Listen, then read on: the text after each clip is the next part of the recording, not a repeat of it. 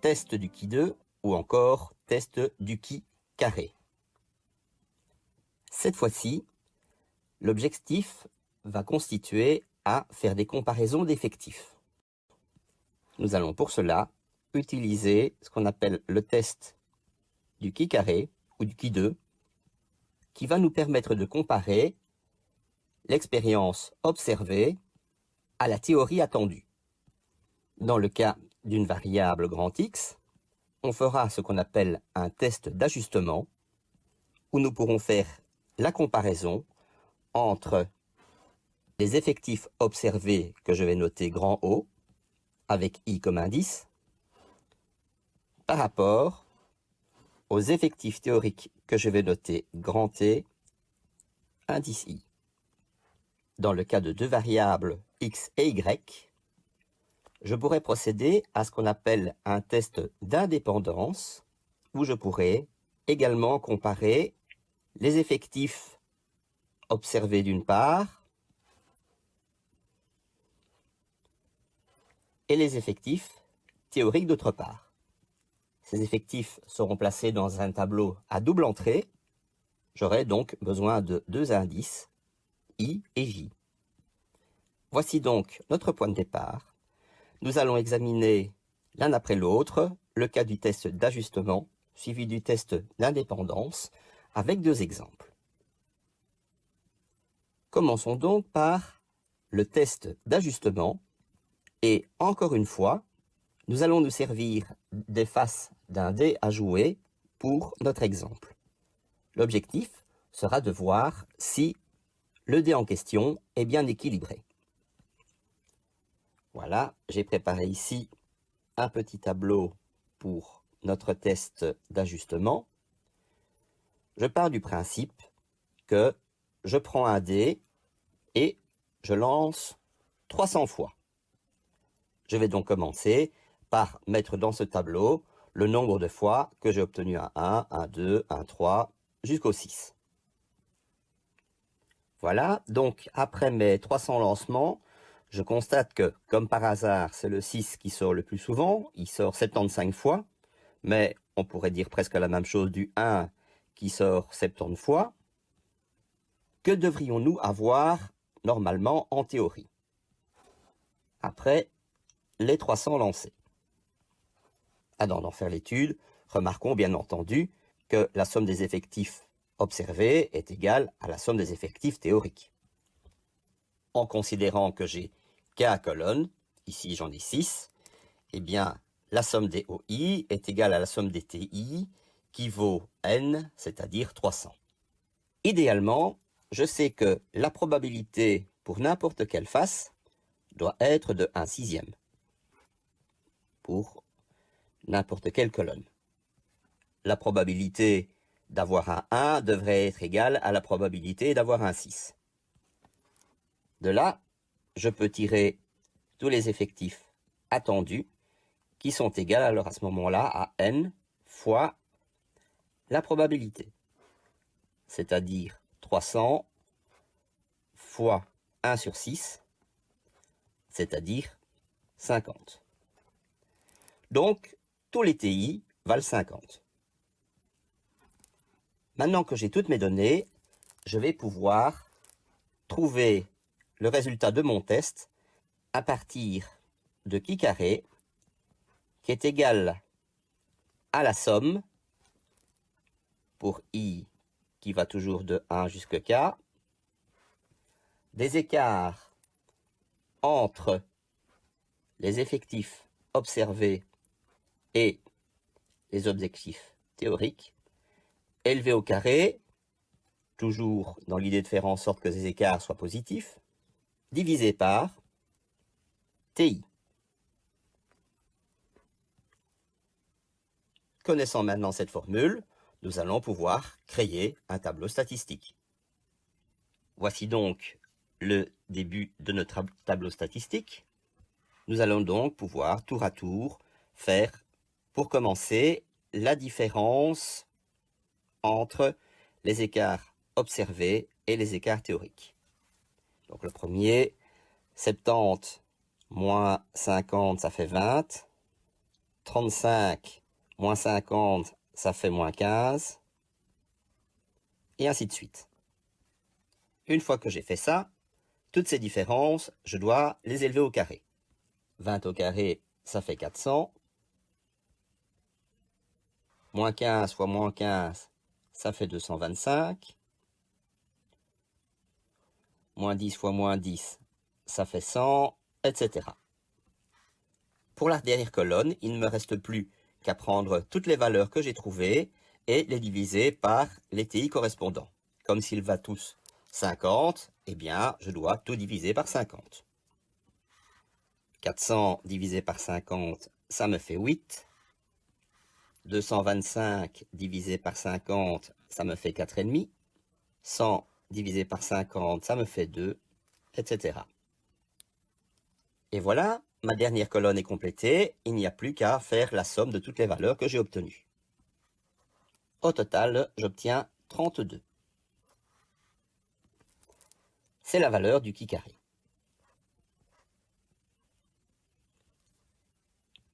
Une fois encore, nous allons nous servir d'une série de distributions bien spécifiques qui va dépendre d'une part du degré de liberté et d'autre part du niveau de signification alpha. L'aire alpha se trouve dans la queue de droite de la distribution. Elle permet de pouvoir déterminer une valeur critique nommée qui c carré, cette valeur pouvant être déterminée dans une table. Nous pouvons placer la valeur de qui carré sur le graphique. Dans notre exemple, nous avions comme hypothèse nulle le fait que les dés étaient bien équilibrés. Dans ce cas, il faudrait que qui carré soit inférieur à la valeur critique. Dans le cas contraire, l'hypothèse alternative nous dira que le dé est mal équilibré. Et dans ce cas-là, qui 2 sera supérieur à la valeur critique et nous devrons rejeter H0. Voici notre table. Nous allons choisir un alpha qui vaut 5%, c'est-à-dire 0,05. Donc, bien entendu, 1 moins alpha, c'est 95%, c'est-à-dire 0,95. Le degré de liberté nu, c'est toujours n-1. Dans notre exemple, c'est 6 moins 1, c'est égal à 5. Donc, notre valeur critique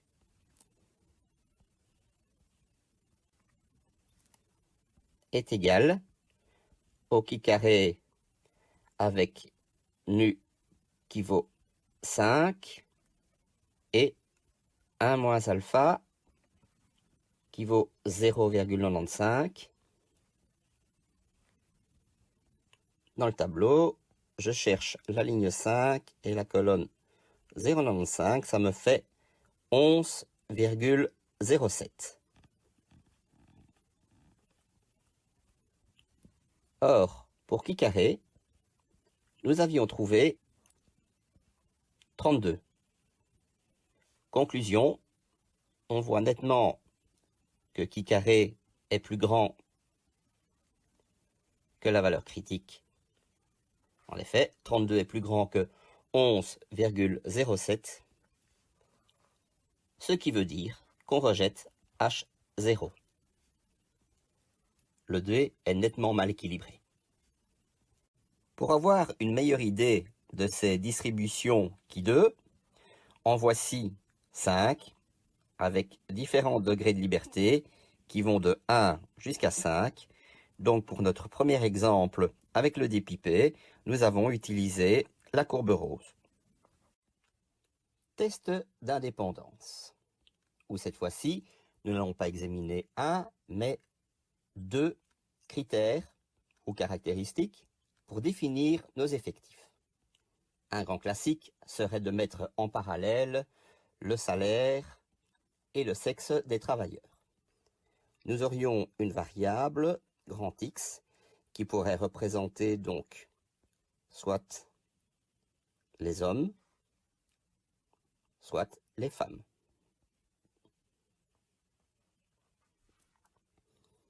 Ce que je pourrais noter x1, x2. Je pourrais considérer une variable grand Y qui représenterait donc les salaires qui pourraient être bas, moyen ou haut, qui pourraient être représentés par Y1, Y2, Y3. Pour notre exemple, nous pourrions prendre 20 000 euros entre les salaires bas et moyens et 35 000 euros pour les salaires qui commenceraient à devenir hauts. Donc les salaires bas seraient en dessous de 20 000 euros, les salaires moyens seraient entre 20 000 et 35 000 euros, et tout ce qui est au-dessus de 35 000 euros serait considéré comme étant des hauts salaires. Nous allons placer ça dans ce que nous appelons un tableau de contingence. Voici donc notre tableau de contingence en fonction du problème posé. Nous allons d'abord devoir remplir ce tableau à partir des données observées. Le nombre d'hommes qui ont un salaire bas sont désignés par le symbole O11, tandis que les femmes qui ont un bas salaire sont désignées par le symbole O12.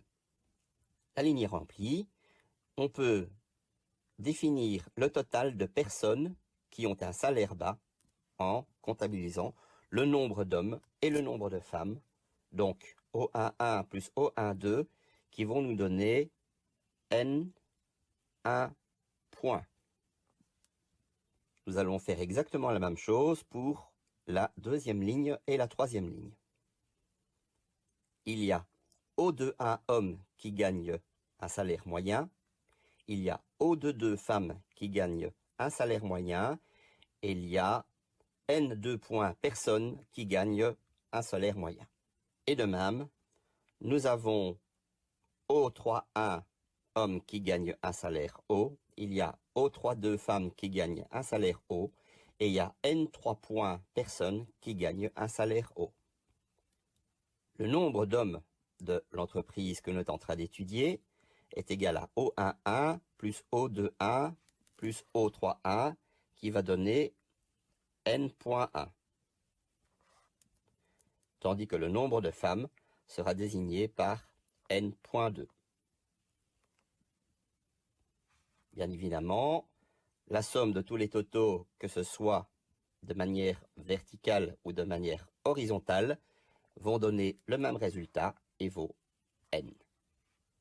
Nous voyons que nous avons deux colonnes, K est égal à 2, et nous avons trois lignes, L est égal à 3.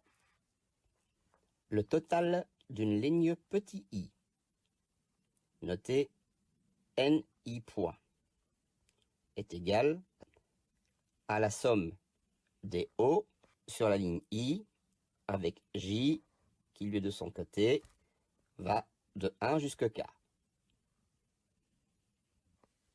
De même, pour chaque colonne, le total noté N.J est égal à la somme des hauts de cette colonne avec I qui, lui, de son côté, va varier de 1 jusqu'à L.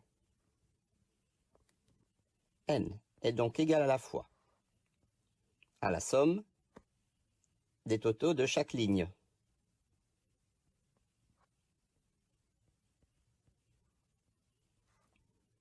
Est aussi égal à la somme des totaux de chaque colonne.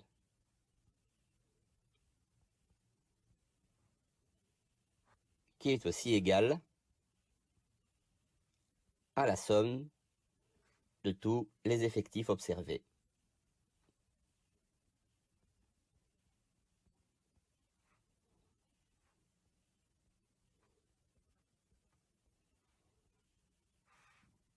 On pourra démontrer que tous les effectifs théoriques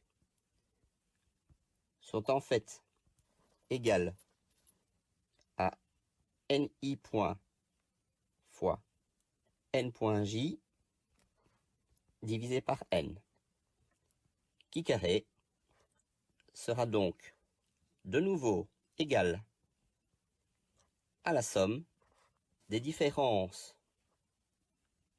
d'effectifs observés moins les théoriques. De nouveau tout s'élever au carré, divisé par TIJ, comme précédemment. Ici, nous avons toujours I qui va de 1 jusqu'à L, et on a J qui va de 1 jusqu'à K. Très belle formule qui a l'air bien complexe, mais à partir de l'exemple, on va voir que ce n'est pas si compliqué que ça. Pour faire simple, nous allons donner des valeurs à chaque effectif observé, et nous allons voir après ce que nous pouvons en faire. Nous reprenons notre tableau de départ, et nous allons le remplir petit à petit. Nous allons donc remplir ce tableau de contingence en posant donc les questions appropriées aussi bien aux hommes qu'aux femmes. Nous allons prendre 150 hommes et 200 femmes, c'est-à-dire au total 350 personnes. Nous demandons à chaque homme le salaire qu'ils reçoivent. Nous constatons que 43 hommes ont un salaire bas, 72 hommes ont un salaire moyen, et bon, le restant, les 35 autres, ont un salaire haut. Du côté des femmes, nous avons 62 femmes qui ont un salaire bas, 103 qui ont un salaire haut, et également 35 qui ont un salaire haut, comme les hommes.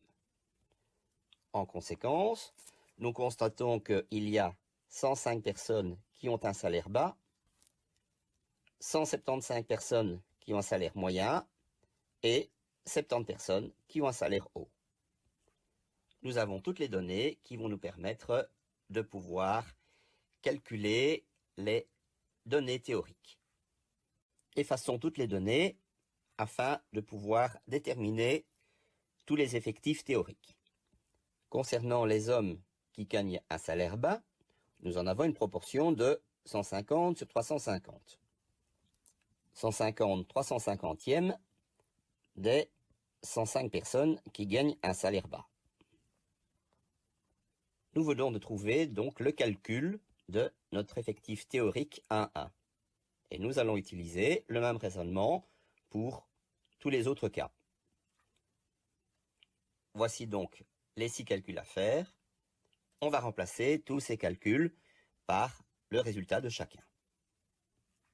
Voilà, nous avons maintenant notre tableau qui contient toutes les valeurs théoriques. Dans le même tableau, nous allons mettre de part et d'autre les valeurs observées et les valeurs théoriques. Et voilà, dans un seul tableau, nous avons désormais aussi bien les données observées que les données théoriques. Voilà notre tableau statistique qui est préparé avec toutes les données observées et toutes les données théoriques. Bien entendu, la somme de toutes les valeurs observées et la somme de toutes les valeurs théoriques sont égales et valent toutes les deux 350, c'est-à-dire n. Nous allons maintenant procéder au calcul de toutes les différences. 43 moins 45, ça fait moins 2. 62 moins 60, ça fait 2. Moins 3, etc., etc. On tombe sur les petits nombres, donc ce sera facile à calculer. Toutes les valeurs que nous avons obtenues, nous les élevons au carré. Voilà. Et toutes ces valeurs, nous devons les diviser par le TIJ correspondant. Donc, le premier, c'est 4 divisé par 45. Et ainsi de suite jusqu'à la fin. Voilà ce que j'obtiens. Je peux ensuite faire tous les calculs. Et voilà, je n'ai plus qu'à faire la somme de tout ça. J'obtiens 1,8. 2, 3, 9. J'ai donc ma valeur de qui 2.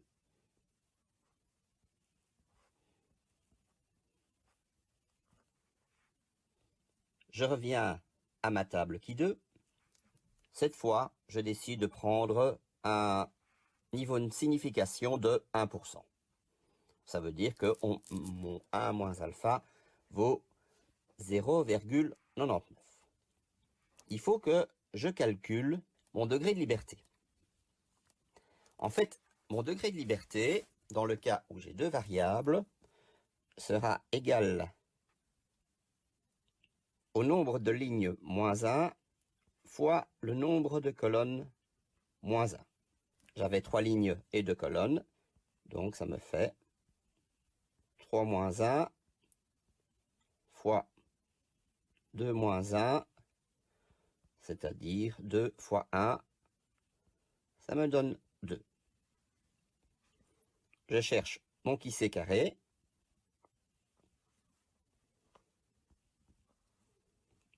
Alors, degré de liberté 2, et voilà, j'ai trouvé 9,21.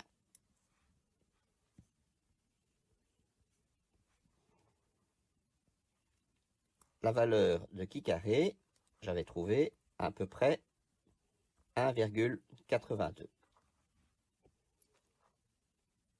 Nous avons donc bien que qui carré est inférieur à qui c'est carré.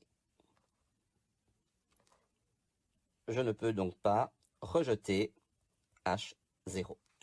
On peut donc considérer que le salaire et le sexe sont des variables indépendantes. On peut donc considérer dans ce cas-ci que l'entreprise est honnête. Fin de la leçon.